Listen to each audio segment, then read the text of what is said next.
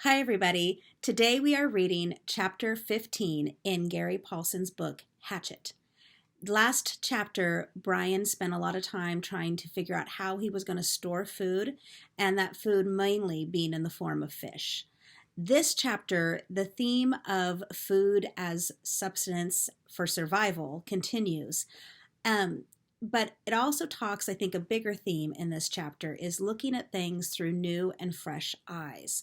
And it reminds me a little bit of what we're going through right now. You'll see that Brian's kind of losing track of the days. He's keeping track of them by marking them down, but it doesn't really matter what happens in a day. What happens is the big events, and that's what he's really focusing on. And he's also learning that by seeing things differently, by looking at things differently than he has in the past, it's going to help him survive. So, boys and girls, with that in mind, let's join Brian in Chapter 15 of Hatchet. The days had folded one into another, and mixed so that after 2 or 3 weeks he only knew time had passed in days because he made a mark for each day in stone near the door to his shelter. Real time he measured in events. A day was nothing, not a thing to remember. It was just sun coming up, sun going down, some light in the middle. But events were burned into his memory, so he used them to remember time, to know how to remember what had happened, to keep a mental journal. There had been the day of first meet. That had been a day that had started like the rest. Up after the sun, clean the camp, and make sure there is enough wood for another night. But it was a long time of eating fish and looking for berries, and he craved more food, heavier food, deeper food. He craved meat.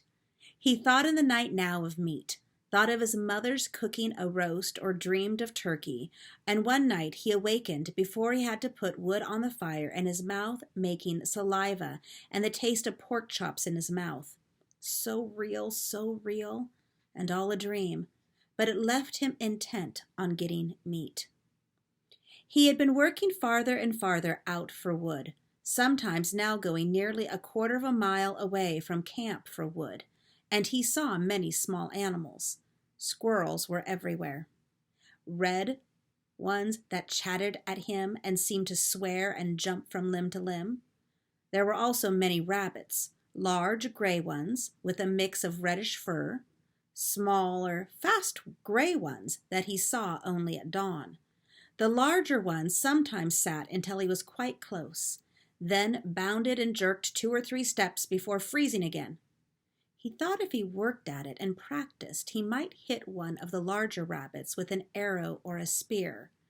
Never the small ones or the squirrels. They were too small and too fast. Then there were the fool birds. They exasperated him to the point where they were close to driving him insane. The birds were everywhere, 5 and 6 in a flock, and their camouflage was so perfect that it was possible for Brian to sit and rest, leaning against a tree, with one of them standing right in front of him in a willow clump, 2 feet away, hidden, only to explode in deafening flight just when Brian least expected it. He just couldn't see them, couldn't figure out how to locate them before they flew, because they stood so perfectly still and blended in so perfectly well. And what made it worse was that they were so dumb, or seemed to be so dumb, that it was almost insulting the way they kept hidden from him. Nor could he get used to the way they exploded up when they flew. It seemed like every time he went for wood, which was every morning, he spent the whole time jumping and jerking in fright as he walked. On one memorable morning, he had actually reached for a piece of wood that he thought to be a pitchy stump at the base of a dead birch, his fingers close to touching it, only to have it blow up in his face. But on the day of first meet, he had decided the best thing to try for would be a fool bird, and that morning he set out with his bow and spear to get one, to stay with it until he got one and ate some meat. Not to get wood, not to find berries, but to get a bird and eat some meat. At first, the hunt had not gone well. He saw plenty of birds, woken up along the shore of the lake at the end, then down the other side. But he only saw them after they flew. He had to find a way to see them first, see them and get close enough to either shoot them with his bow or use the spear, and he could not find a way to see them. When he had gone halfway around the lake and had jumped up 20 or so birds, he finally gave up and sat at the base of a tree. He had to work this out, see what he was doing wrong. There were birds there, and he had eyes. He just had to bring the two things together. Looking wrong, he thought. I am looking wrong. More than that, I am being wrong somehow. I am doing it in the wrong way. Fine. Sarcasm came to his thoughts. I know that, thank you. I know I'm doing it wrong, but what is right? The morning sun had cooked him until it seemed his brain was frying, sitting by the tree, but nothing came until he got up and started to walk again, and hadn't gone 2 steps when a bird got up. It had been there all the time, while he was thinking about how to see them right next to him, right there. He almost screamed. But this time when the bird flew, something caught his eye, and it was the secret key. The bird cut down toward the lake, then, seeing it couldn't land in the water, turned and flew back up the hill into the trees. When it turned, curved through the trees, the sun caught it, and Brian, for an instant, saw it as a shape. Sharp pointed in front, back from the head in a streamlined bullet shape to a fat body. Kind of like a pear, he thought, with a point on one end and a fat little body. A flying pear. And that had been the secret. He had been looking for feathers, for the color of the bird, for a bird sitting there. He had to look for the outline instead, how to see the shape instead of the feathers or the color, had to train his eyes to see the shape.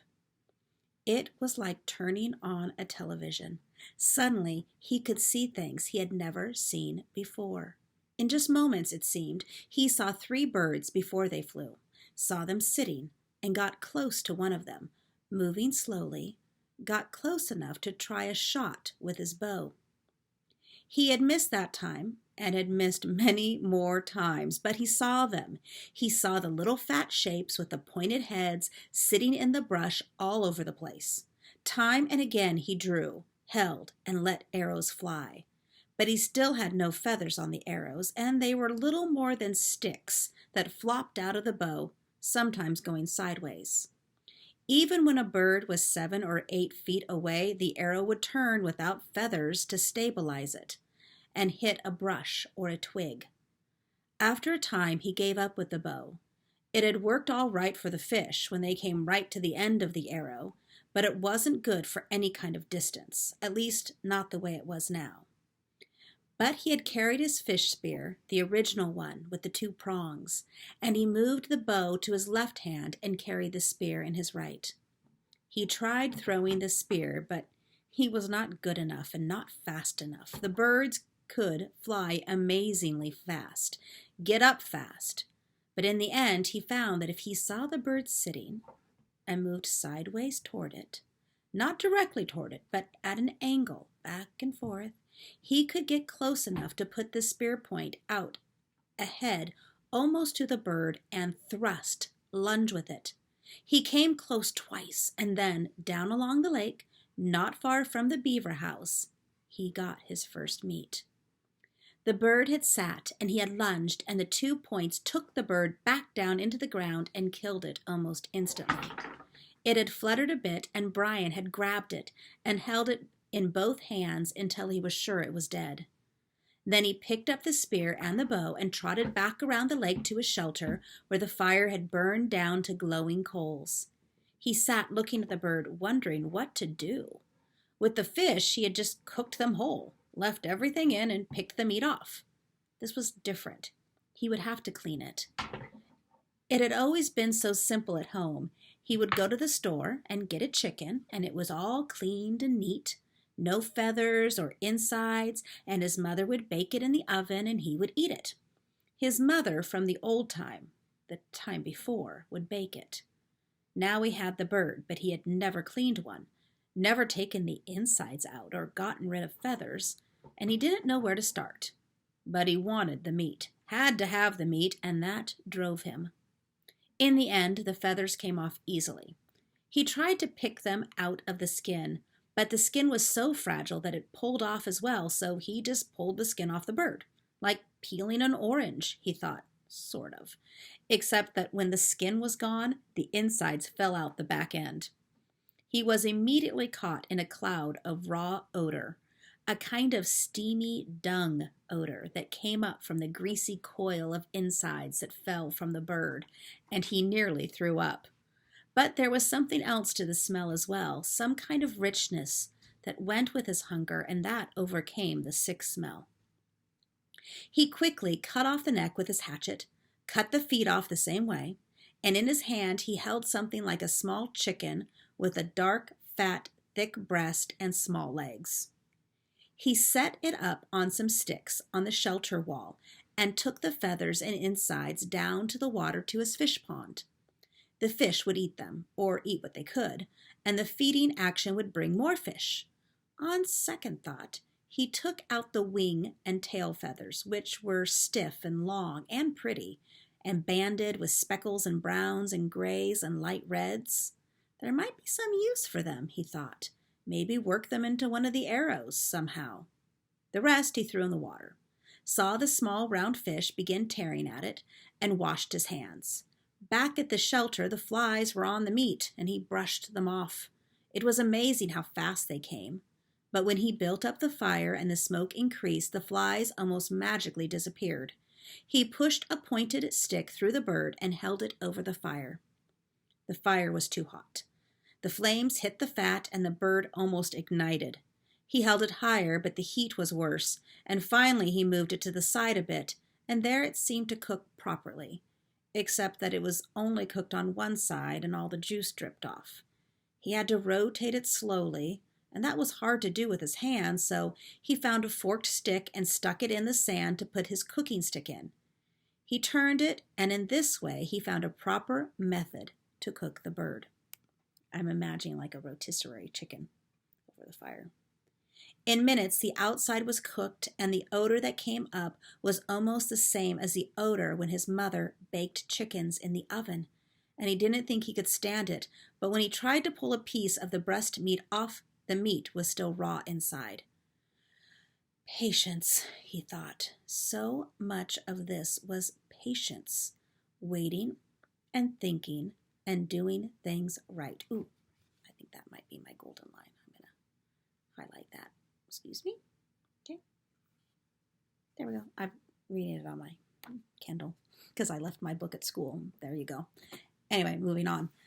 Patience, he thought. So much of this was patience, waiting and thinking and doing things right. So much of all of this, so much of all living was patience and thinking. So much of all this, so much of all living was patience and thinking. He settled back, turning the bird slowly, letting the juices go back into the meat, letting it cook and smell and smell and cook, and there came a time when it didn't matter if the meat was done or not. It was black on the outside and hard and hot, and he would eat it. He tore a piece from the breast, a sliver of meat, and put it in his mouth and chewed carefully.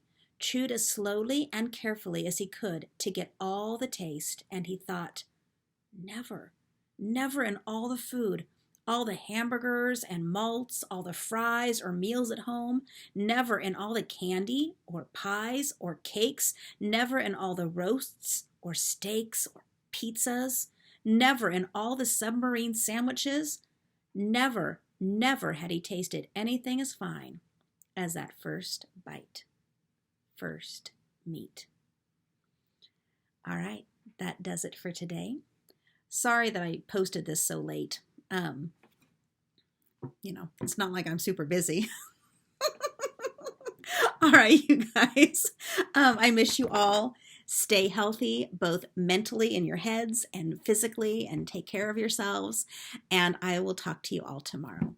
Bye, everybody.